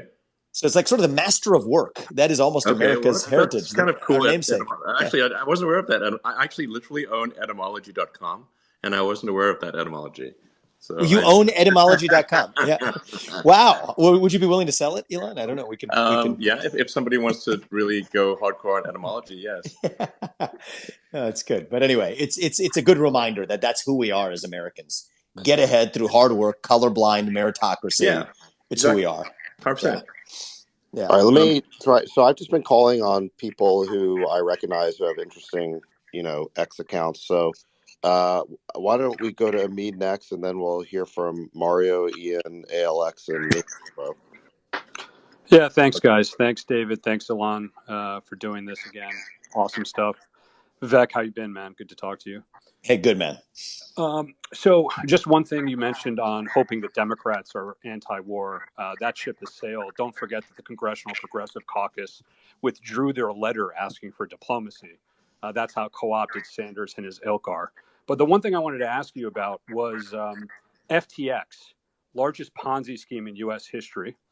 You probably aren't surprised that its ESG score was higher than ExxonMobil. But Sam Bankman-Fried donated over $100 million to Democratic-linked causes. And yesterday, the Department of Justice announced that it was withdrawing all campaign finance-related charges against him. What will you do as president to address the weaponization of the Department of Justice to stop things like this and the fiasco that is Hunter Biden from happening ever again? Thank you. Well, I do think, Omid, that what good is an insurance policy if it doesn't pay out? It's the problem with SBF's problem is going to be he didn't buy the Cadillac plan because I think he actually committed some like ungodly sum of money he was going to give, and then he only gave a fraction of it. And so I think they're going to ultimately make sure that he gets punished for not buying the full Cadillac policy, because had he bought the full Cadillac policy, he'd already be off the hook. But for the partial policy, it paid out to let go of the campaign finance charges. Obviously cynical and only half joking here. But the real so I actually want to take this chance to go into a proposal I've made that a lot of people view as extreme. But then the more you learn about it, the less extreme it actually is. It's actually very practical, which is I think we need to shut down the FBI. Actually, okay. like take the FBI. So stay with me for a sec. Stay with me for a sec. Okay. And Elon, you're a reader, right? So I'm going to recommend a book to you. My wife's a faster reader than me. She's ahead of me on it, but it's called G-Man. It's a Pulitzer Prize winning book. It's about the history of this institution and J. Edgar Hoover and the way in which the institution was built. And it's fascinating, but it had issues. It had issues. Yeah. It had issues. Yeah. It had some issues. It's still the J. Edgar Hoover building of the FBI. So it's still an institution that celebrates his legacy. But as a practical matter, right, at the local level, you have local police and you've got local prosecutors. You don't have this separate giant bureaucratic morass sitting in between. Well, Okay. it turns out at the federal level, you have institutions like the U.S. Marshals, which have, I think, by and large, I have no evidence to suggest this has been corrupted at all. They bust up child sex trafficking rings. They've done a lot of good work. You Yeah. got the DEA on the drug Okay. cases, Financial Crimes Enforcement Network of the Treasury. So if you take that FBI, right, there's 35,000 people who work there. 20,000 of them are in back office functions, but really have taken on a policy making role, right? It's not like they're enforcing the law. They're kind of deciding what the policy ought to be. I'm going to send them packing and they got to find honest work in the private sector or whatever they'd like to do, but it's not going to be working for the taxpayer. But the 15,000 people who are actually on the front lines, we'll move them to the U.S. Marshals, to the DEA, and so on. And Okay. then you actually have drained the lifeblood out of a bureaucracy where, to bring it back to Omid's question, where a lot of the original sin in the weaponization of government in these cases, not just today, I mean, dating back to threatening Martin Luther King with suicide, blackmailing him, it's an institution that was built when you have a redundant bureaucracy. It's almost like a law of physics. Okay. A redundant bureaucracy is a formula for corruption. So it's less extreme than it sounds. Yeah, I mean, and just by the way, for the record, I've met a lot of people at the CIA and FBI, and they've all been really high integrity people. I just want to be, you know, like I'm not saying that there aren't some bad apples in any organization, but man, I really, I've not really met a bad person. And I think the 15,000, I mean, so when I say shut it down, that doesn't mean that everyone's a bad person. It Yeah, doesn't mean yeah, that any of them are a bad person. It's something yeah. about the nature of a redundant bureaucracy where, like Elon, I think one thing that's happened is specialization, right? When people are specialized, they tend to be more effective. When they become generalists, maybe less so, at least in government, I think. And Yeah. those 15,000, if we move them to their specialized functions, I think that actually becomes a more practical way of effectuating the laws rather than the sort of I mean, armchair manner they I do mean, it today. you're saying basically that all the bases are covered by other organizations, and so Right. we distribute the personnel to those organizations rather than have the redundancy that exists today. But you're confident that if we did so, that there would not be gaps in important crimes that need to be dealt with. And not only would there not be gaps, we would actually be more That's what you're effective. saying. I'm just phrasing. Is that what you're saying? Yes. Okay. Yes. Okay. Yeah. That's Okay. exactly right. Okay. Yeah, Vivek, Okay. I want to go back, David, if you don't mind, I'll ask my question. And good to see you again. Go for it. Good to see you again, Vivek. Appreciate the invite. You said something when we were talking about the Ukraine war about the US made the war worse, and we've had discussions in previous spaces about the establishment or the military-industrial complex. I'm relatively naive, less naive after what I saw happen in Ukraine. But if you do become president, is there anything you can do? Because it does seem systemic to me. And how big of a risk is it when it comes to the tensions with China, which we've been pretty concerned about? Yeah. So look, I think that the managerial class at the Pentagon, it's time to go. I think that this is a antiquated group where, kind of like the analogy we just had about the FBI. Most people, I haven't met somebody who has served or serves currently in the U.S. military that isn't in it, whose heart is in it for the right Yeah. reasons. Same. But I think that's just the Yeah. truth, Yeah. right? Any of us, 1.3 million of them. Yeah. But there's the managerial class at the Pentagon where they haven't offered a clear statement of mission and purpose. And so when you have a vacuum of mission and purpose, right? I think the purpose of the US military should be to deter wars and win wars in order of priority, deter wars being most important and then win them when we get into them. And most importantly, prioritize protecting the lives of Americans on American soil. With that clear mission statement, we could measure up what we have done in Iraq or now in Ukraine, which I think is destined to be an Iraq or a Vietnam all over again if we keep going in the current direction. That's part of what we need is a restoration of purpose. And so it's not that these are bad people as individuals, but when an institution continues to exist without a purpose, then the institution finds new things to do that outlive its purpose. And that itself creates a form of corruption that maybe no one individual is actually responsible for, but was just a feature of the beast itself. And so one of the things I would say is that's a tiny fraction of the people who serve in the U.S. military that actually work in the Pentagon. But I'm going to, largely be cleaning house there and bringing in, a new form of talent, really flushing the toilet on the neocon sort of dogma that I think pervades much of the Pentagon today, and to come back to, let's just say, get some Cold War realists in there, the George Kennans, the James Bakers. That doesn't really exist in today's foreign policy establishment or military establishment. And those would be the kinds of talents. And by the way, we are working on identifying the kinds of talents we're going to staff the top layers of every part of the federal government with. But that would give you a flavor of the kinds of people I would put as a new sort of leadership at the Pentagon.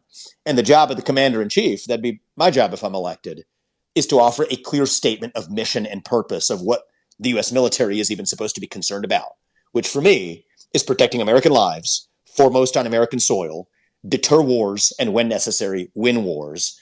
And that's it. And whether you care about what we're doing in Ukraine or the rise of wokeism in the military, these are symptoms of that deeper loss of purpose, in my view. Yeah. You're here. Agreed. Yeah, I think one of Trump's biggest mistakes was hiring all these neocons. I don't really get it because his instincts were to keep us out of wars. In fact, he did keep us out of wars, new wars. And, I think he had more realist and non-interventionist instincts, but yet he appointed all these people like Bolton and Pompeo and on, who want to get us involved in all these, new conflicts.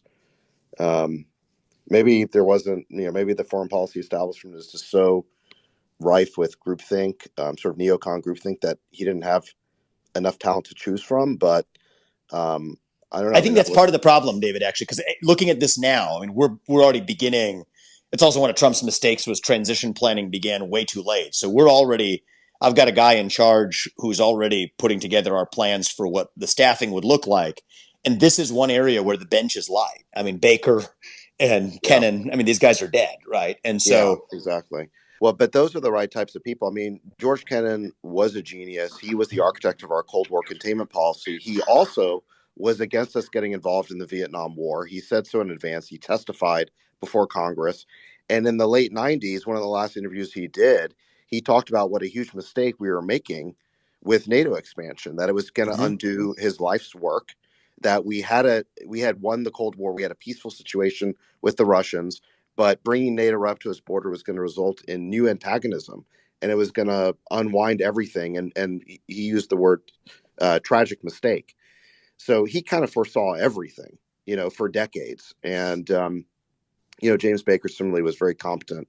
It does seem like we have a dearth of those highly competent diplomatic figures who know how to negotiate peaceful arrangements. It just seems like the people we have now just rattle the saber and, are crusaders looking for new wars to get us into. Maybe we need some venture capitalists in there who actually understand how to do deals. Yeah. I think also just like the public doesn't appreciate fully that the U.S. State Department is quite belligerent. It's really like yes. Well, they just promoted Victoria Nuland to number 2 after. Are you serious? Yeah. Who is literally responsible for much of what's going on in Ukraine today, right? She's the head of the snake. Situation. She's the head of the snake on this. Absolutely. I mean, she's a total warmonger. So, I mean, it's insane. The State Department's supposed to be the place of the diplomats, not the warmongers. But we're actually in this ironic situation where the warriors want peace, the Pentagon wants peace, and the diplomats want war. Which, by the way, also happened in Doctor Strangelove. And we just need to tell our damn State Department to stop this bullshit. And because they're not informing the public, they're like taking actions on behalf of the American public, but I don't think the public's aware of this. So we're going to make them aware. This is the answer. It's the only solution. Yeah, it's like we're interfering in all these other countries, and and putting a lot of sort of U.S. resources against it, and I think also creating a lot of resentment against America. Yes. Because if there's some, we're like a sort of a giant. We're like somewhat of an ogre, economically. And so it's easy for us to accidentally step on, or or bump into small countries, not really realize it. Mm-hmm. And so then we're like doing bad things, and people are dying, and, and we're generating bad blood, and this is all happening without the knowledge of the public. Yeah, just waddling in, sloppily waddling in, and then making a mess in a clumsy way. Now, I think Yeah, and not even succeeding. That's what, like and not the even annoying part succeeding. is, Right? It's one like, thing if you were good at it.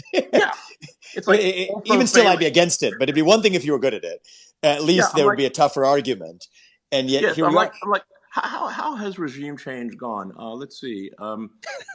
Let's see. Well, Cuba, Fidel Castro outlived all American presidents Right. that tried to assassinate him.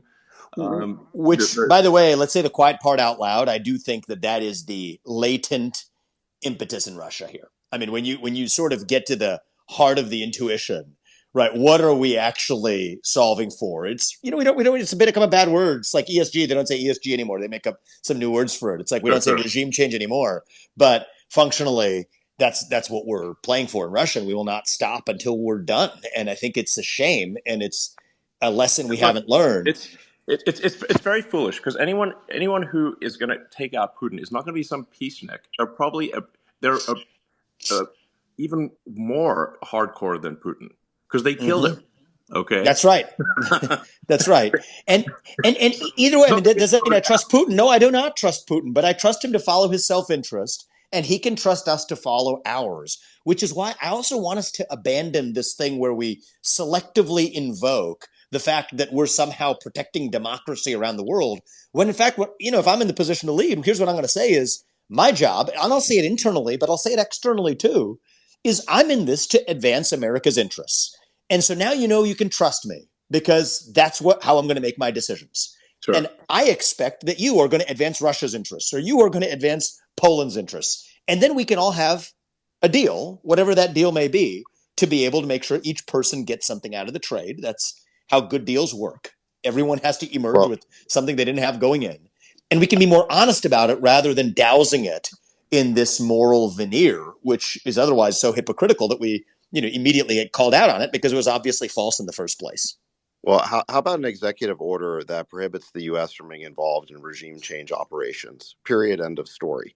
I mean, this whole conflict in Ukraine basically started in 2014 with a coup, the Yep. Maidan coup against the democratically elected leader of the country, with the backing of the United States. Now, the extent of our backing is in dispute, and people debate it, but I don't think there's any question that the U.S. did back it, and our involvement at a minimum taints it. If it was a legitimate expression of the will of the people of Ukraine, we should have just let it happen without our involvement whatsoever.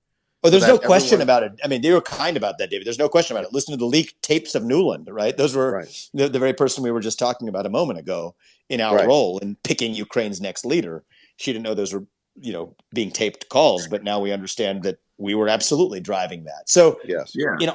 all that said, I can be cheerful about this if we learn the lesson and we behave differently going forward as a consequence. But I do not think suppressing the information and tricking the public to fail to learn that lesson is going to be the right answer for us. No, exactly. And I can think so on the Ukraine front, our larger concern should just be, when all said and done, like, where are the boundaries going to be, and how many people died. And I think we should just think hard about that, and not sacrifice the flower of Ukrainian youth. To not sacrifice the flower of Ukrainian youth in trenches to achieve nothing, which is currently what we're pushing them to do, and that's insane. So, and that needs to stop. Yeah. I'm into it. Sax, you want to take one or two more? I'm Yeah, if having you too have much the fun, time. but If you yeah, have I'll the take. time. I could take a couple more. I'm having too much fun, but unfortunately, I gotta. Okay. I could talk to you guys all day, but got to roll pretty soon. All right. ALX, you have a question? Yeah. So you mentioned that if you became president, that you would release like a similar style Twitter files or Facebook files type thing, but you do it for all companies that the government has interacted with and sort of tried to pressure. How would that look like? Yeah, so basically, a lot of what I think is happening today is the government is deputizing private companies to do through the back door what the government couldn't directly do through the front door, right? So Elon releasing the Twitter files confirmed what I, on the page of the Wall Street Journal a couple years ago surmised and everyone dismissed as a conspiracy theory that absolutely this was happening and at a scale unimaginable with social media companies. You responding to government threats and in some cases inducements, carrots and sticks, to censor speech that the government could not censor directly. I mean, even down to individuals like, by name, Alex Berenson. Why didn't you shut down his Twitter account? This individual in a meeting in the White House. Mm-hmm. Well, if the First Amendment was created to do one thing, like literally there's just one thing the First Amendment exists for, it is to protect people to be able to criticize the government and its policies. That's what this guy's high crime was, is he criticized government policies on COVID-19. And then the government is saying, no, this guy needs to be shut down. How could you possibly? And with an implicit threat of regulation over Twitter if Twitter didn't follow through. And so the pre-Elon Twitter, managerial class did indeed follow through on the threat. And then they get an attaboy on the back from the government. So that's one example. But it's not just limited to social media. I think this is pervasive across the US economy, actually. I think it's much of what's going on, say, with John Kerry in his role as the climate czar. He's somebody who they could not pass the Green New Deal through Congress. And so he has boasted about meeting with the banking CEOs of this country, the CEOs of most major banks, getting them to sign a pledge, a sort of climate pledge to join a North American net zero alliance. I'll remind you that banks are not charitable institutions, right? This is a two-way relationship. So what are they getting in return for signing that pledge? Again, it's a backdoor way of getting done what the politically accountable class, people we elect in Congress, would have never been able to do through the front door. Even Joe Manchin would not have stood by and let them do it. And so what I've said is that if you're a federal employee, so I'm a state action doctrine guy, which is if it's state action in disguise, then I think the Constitution still applies, which means that the government can't use a puppet in the private sector to get done its dirty work. It's bound by the same constraints as the federal government, so we should know about it. So what I would say is that on pain of criminal penalties, any documented evidence of a government employee who has pressured a private actor to achieve a goal that the government couldn't have achieved itself, we just have a sunshine law applied to it. Let the public see it. Roll that log over. Let's see what crawls out. And that's it for that particular provision, right? I mean, I have a lot of different views on rescinding a lot of unconstitutional federal regulations and reorganizing the federal government. But on this one, it's that simple. And I think that the first step of restoring truth, back to that principle, we can handle the truth. Just tell us. Tell us what the truth is. We can deal with it. We can process it. We can handle it, but let's at least see how deep that rot runs. And the fact that I'm sitting here as a private citizen observing small examples of it bubbling up to the surface, it's like a broken windows theory, which is to say, if you see a broken window, it means that there's something else wrong in the neighborhood. Yeah. That's what I think is going on. And so hopefully that addresses your question. That's doable. It's easy. It's what you would expect and hope for of a chief executive who's in charge of the executive branch of the government.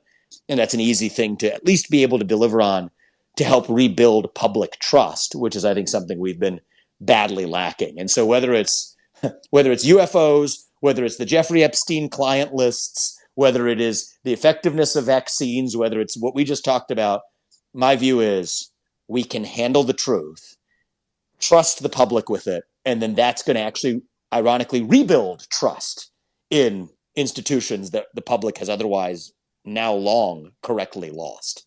Hey, Vivek. It's awesome. Thank you. Given the problems with the Appreciate last it, man. election cycle, we had the election infrastructure problems. Obviously. Take one last one, David, and then we'll wrap. Can Vivek hear me? Yeah. Yeah, I'd love to go to ask Hello? a question. If Well, we have Ian and Nuance, Yeah. bro. How about Maybe we'll take them together. Can we, We'll can, take we, them can the together. American Yeah, go we'll first? take them together. Is that possible? Oh, come on. That's awesome. Relax. So Vivek, obviously there were problems with election infrastructure during the last election cycle, but I think one of the Nuance. Ian. I don't think Nuance. You go first, and then Ian. Vivek I don't think David. you can hear Nuance, Yeah. so I'll just I ask don't my think question. Vivek can hear me. So, Yeah. So hey, Elon, David, Vivek, great conversation. Thanks for having me up. I think the audience is really enjoying this whole back and forth. I feel it's a real breath of fresh air to have such an open conversation on X Spaces. So my question for you, and this ties back to one of our conversations that we had on Mario's Space, right? You mentioned that if you were elected, you'd want for American businesses to be banned from doing business in China. Now you didn't really elaborate on that, and so my question is, how that work for companies like Apple or even Tesla, which operate over there? In my opinion, it makes sense for large American companies to hit the world's largest market. But crucially, can you clarify your policy on American businesses in China? How would you deal with that? Sure. And I want Thank to you. actually I want to be clear. I actually think that the best state of the world would be everybody playing by the same set of rules in an economy where, just like I think we're going to be, Western Europe and Russia are going to be better off by opening economic relations through the Nord Stream 2 pipeline. That's what I want to see here as well. But we've got to make sure that everybody's actually playing by the same set of rules. And to me, it's very important that no more forced IP transfers, no more forced data transfers, no more forced, effectively service of non-economic nature, turning companies into lobbying pawns, effectively having a nice little condition to be able to get a domestic license to do business if you're BlackRock selling mutual funds in China, to make sure that you don't apply the same standards to Chinese companies as you apply to American ones. That's what I basically stand for, is level playing field. That's what we need. And I think that doesn't exist. I think that most people acknowledge that. I think that that's not going to happen automatically. That's going to require, by the way, a policy that I think is also really important that goes straight along with it, is re-entering the Pacific trade relationships around the rest of the rim of the Pacific, the CPTPP. I think we should re-enter it.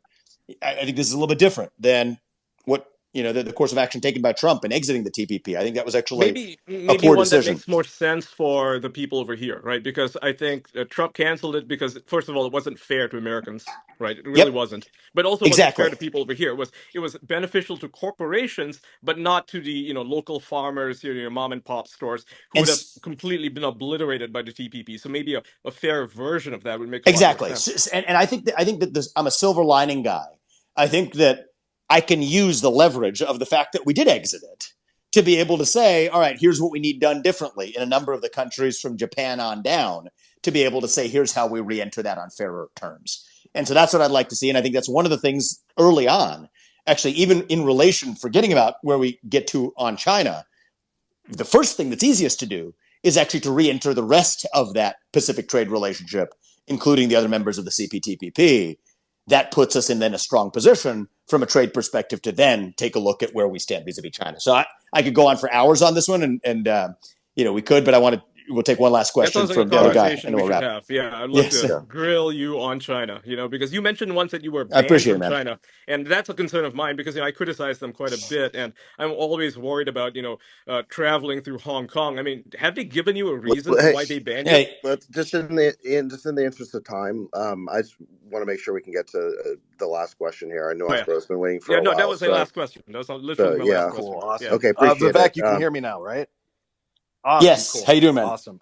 So election infrastructure was obviously like a big issue in the last election cycle, but I think even more so is election just funding for candidates, right? So the left was outraising the right pretty significantly in a lot of races. What do you plan to do in the upcoming election, both in the primary and the general, if you are nominated? So you can outraise people like Soros, who in the last election cycle, I mean, 170 million, he was the top person out of any individual, and then including on top of the 170 million, 140 million and other things, another 60 million, his not even getting into open society foundations that did about $1 billion during that time. Do you think the richest man in the world should get involved to maybe take over Soros in that position? I don't know if Elon has any thoughts about that, but what are your thoughts on that? How are you going to beat the left at their own game? Well, I So wanted. that's Oh, sorry. I'm not Go, going to speak on behalf of Elon. Elon, you want to go first? well, sure. And I think this is an important discussion. And Vivek, I think you're winning over a lot of people. I should say. I think with your position, because I think what I've heard you say makes a ton of sense. I think you're winning over a lot of people actually in this conversation. Thank you. So, you know, yeah. So, my apologies. I actually lost track of. No, I mean, he was just asking about the influence of money in politics, Oh and yeah, yeah, yeah, yeah. you Oh, know, basically, is the sort of there are a bunch of things which have these misnomers of like that sound like they're pro democracy, but they're actually basically ballot harvesting. And there is like this crazy, this sort of hack that I mean, George Soros is really like an incredibly talented arbitrager, and he's that applied that talent monetarily and politically, and so he figured out that through charitable organizations you can promote causes with pre-tax money, and that doesn't count in any of the political stuff.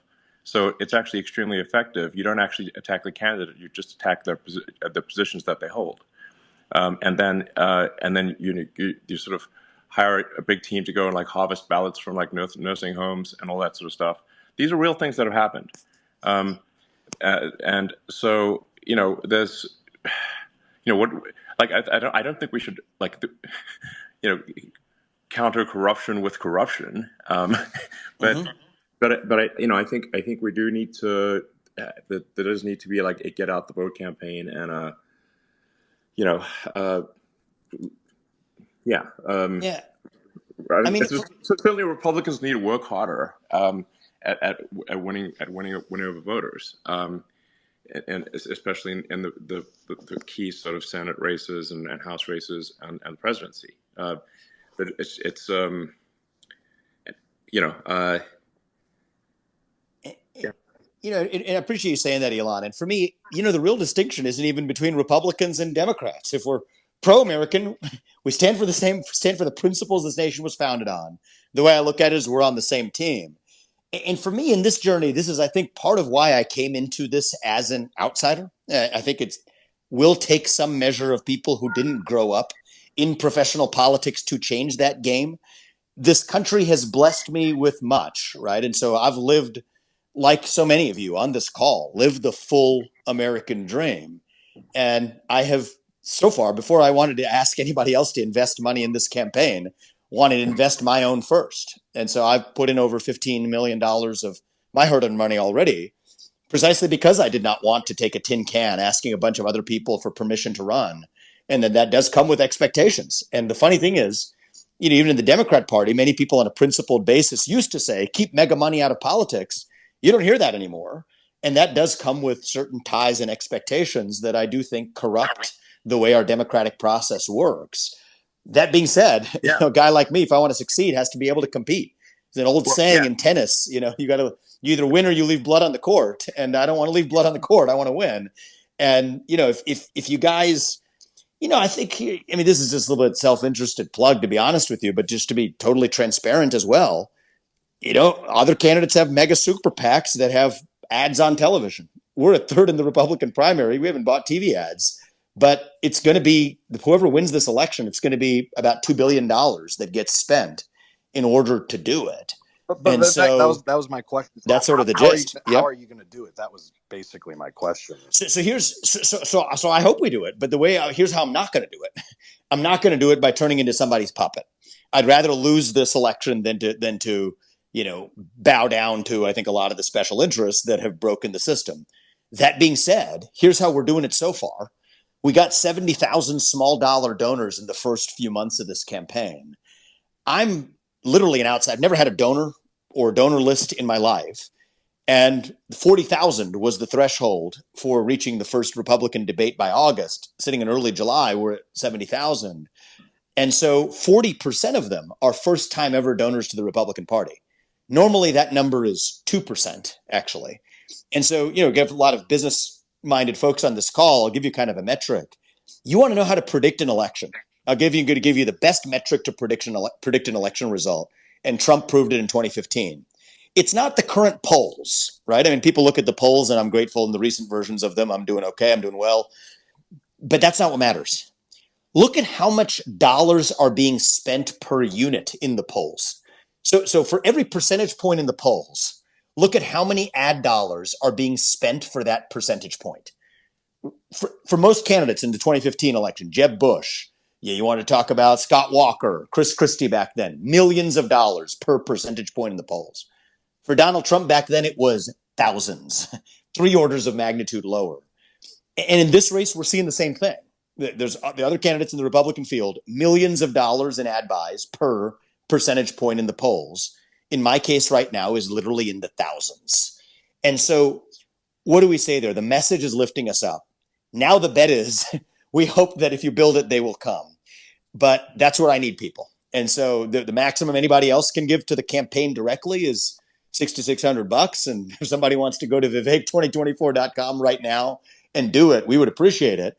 But there's all kinds of, there's the game is so complicated. There's all kinds of other organizations that spend money supporting candidates. And my model is, we will build it, which is to say, deliver a clear message that is honest, that is transparent, that trusts the public, believes the public can handle the truth, that wants to restore the 1776 principles that made this country great without apologizing for it, do it earnestly, do it sincerely, and bet that the system works as it's supposed to. And at least gratefully, I'm able to put in, I don't have billions of dollars to put in, but short of that, what I do have will stop at nothing, which gives us a good advantage to start. But it's going to take a lot of really everybody, whether it's a dollar or whether it's people putting in massive amounts of money to actually lift this across the finish line. And so I'm hoping for a chance to introduce myself to the country on the debate stage starting in a few weeks. I think that's going to be critical in this race. I'm going to continue to use, frankly, forums like this one. I mean, this is great. Think about it. There's no separate media intermediating our messages, right? Exactly. There's nothing pre-filtered. A guy like me couldn't compete, Elon, if it weren't for modern media like this. And so here's to hoping that changes the game. Yeah, no, I mean it says something like you can actually you're quick on your feet and you can handle a rapid fire conversation on difficult subjects. It's that, I mean that couldn't be said for everyone. And you actually speak you speak with conviction and you're not just playing the same old political tapes and that and the tropes that everyone's heard a million times and are obviously unconvincing. So I think that actually this is, I certainly have a high opinion of you after this conversation, and I suspect a lot of other people do too. I appreciate that, man. And I think I'll just say this in closing because I hope it's good for our country. And you and I or anybody else on this call, we're not going to agree on 100% of things, and that's okay, right? Yeah, yeah. And that, you and I will. I mean, me and Sachs don't agree on 100% of things, and you and Sachs don't agree on 100% of things, and so for every other combination of people on this call, but if let's say you agree with me most of the time, but you at least know I'm telling you what I believe 100% of the time, that's the best you can ask of an elected leader, and I'll at least give you that, and that's going to be hopefully something that attracts enough support, yes, to allow me to serve as the next president of this country and, lead a national revival, leave an office in January 2033. My kids will be in high school. Maybe we'll move on maybe we'll be going to Mars by then. But, in the meantime, we'll see if we can revive this country. And I'm optimistic that we can. Well, it's rare to meet politicians that's not an NPC.